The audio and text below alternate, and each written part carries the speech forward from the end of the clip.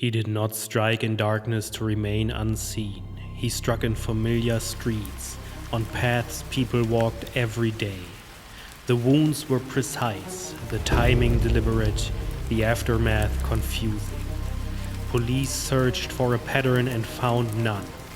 Newspapers named the monster before they found a man. But the killer never hid behind myth. He documented himself carefully. What terrified Düsseldorf was not what he did. It was how clearly he understood it.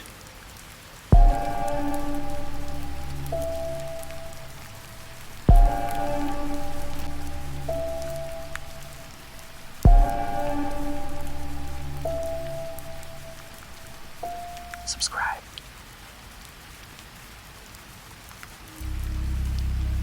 Peter Kürten was born in 1883 in Cologne, Germany. He was the third of 13 children. The family lived in poverty. Alcohol ruled the household. Violence was constant and unsupervised. Kürten later described his father as brutal and unpredictable. Beatings were common. Punishment came without explanation. Animals were slaughtered in the yard for food. As a child, Peter watched closely. He stood near enough to see how blood spread across stone. Years later, he told doctors that these moments stayed with him, not as trauma, as fixation. By adolescence, he was already committing crimes: theft, arson, sexual assault. At 16, he was arrested for attempted murder. It would not be his last sentence. Over the next 2 decades, Kürten moved between prison cells and brief periods of freedom. Each release ended the same way: escalation. In prison, guards noted his calm demeanor. He followed rules, he caused no disturbances. But fellow inmates later recalled his stories: graphic, detailed, and told without emotion. By the late 1920s, he settled in Düsseldorf. The city was expanding, new housing and crowded streets. Kürten found work as a factory laborer. He married a woman named Auguste. She described him as quiet and dependable. No one around him suspected violence. That anonymity suited him. The attacks began gradually. In early 1929, reports surfaced of children assaulted near parks and riverbanks. Some survived, some did not. The methods varied: stabbing, strangulation, blunt force. Police struggled to connect the cases. Victims differed in age and gender.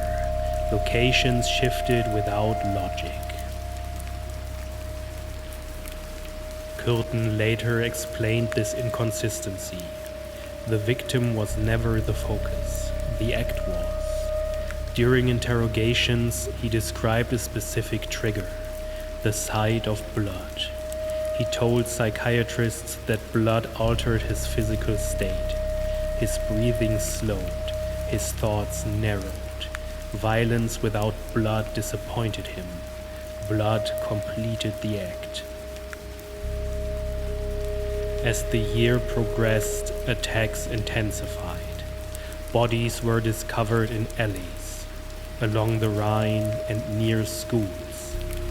In several cases, Kürten remained at the scene, watching reactions, listening to speculation. He followed news coverage obsessively, clipped articles, corrected inaccuracies in his head. At times, he deliberately caused confusion, setting small fires near crime scenes, creating distractions. By mid-1929, Düsseldorf was afraid. Parents escorted children everywhere. Women carried improvised weapons. Police increased patrols. Arrests multiplied. None led anywhere. The killer adapted easily. He had patience and he had experience. As the investigation stalled, Kürten shifted strategy. In late 1929, local newspapers received anonymous letters. The writer referenced wounds not yet publicly disclosed. He corrected police timelines. Investigators realized the letters were authentic. The killer was communicating. One letter included a hand-drawn map, several locations marked with crosses, each corresponding to an attack. Public panic escalated. The press coined a name, the Vampire of Düsseldorf. Kürten disliked the label. He preferred precision. In August 1929, he attacked a woman named Maria Hahn. She survived. During treatment, she described her attacker's voice, calm, controlled, and almost reassuring. Months later, in February 1930, Kürten attacked Louise Lenz. The assault occurred near a busy street. She resisted. She screamed. A passerby intervened. Kürten fled, but witnesses provided descriptions. For the first time, accounts aligned. Police increased surveillance. Factories, public transport, residential districts. On May 24, 1930, Kürten was arrested at his home. He did not resist. During questioning, he confessed almost immediately, not once but repeatedly. He detailed attacks with clinical clarity, dates, locations, sensations. Investigators were unprepared for his cooperation. They struggled to stop him from speaking. Peter Kürten confessed to 9 murders. Authorities suspected more. Medical examinations followed. Psychiatrists documented his statements carefully. He described sexual arousal linked exclusively to bloodshed. Not domination, not pain, blood.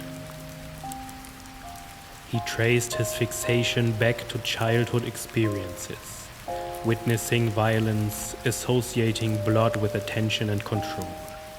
Doctors debated responsibility. Some argued severe psychopathy. Others pointed to long-term abuse. Kürten participated in these discussions. He corrected terminology, clarified misunderstandings. He expressed no remorse, only curiosity. During his trial in 1931, crowds filled the courtroom daily. They expected spectacle. But they found an ordinary man, polite, composed. When asked about his victims, he spoke factually, as if reciting instructions. Before execution, a psychiatrist posed a final question. What did Kürten expect after death? He replied that he wondered whether he would feel the blade, and whether that sensation would interest him. On July 2nd, 1931, Peter Kürten was executed by guillotine. His head was preserved for scientific study. The case officially closed. Düsseldorf resumed its routines.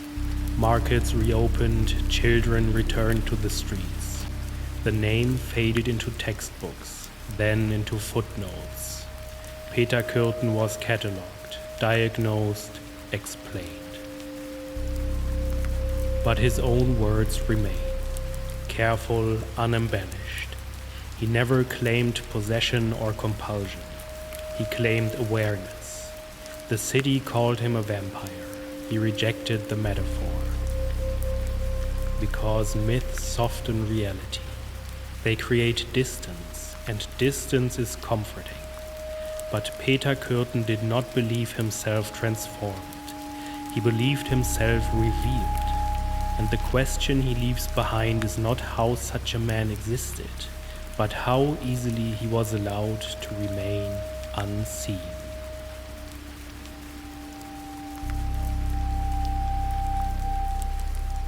Like and subscribe.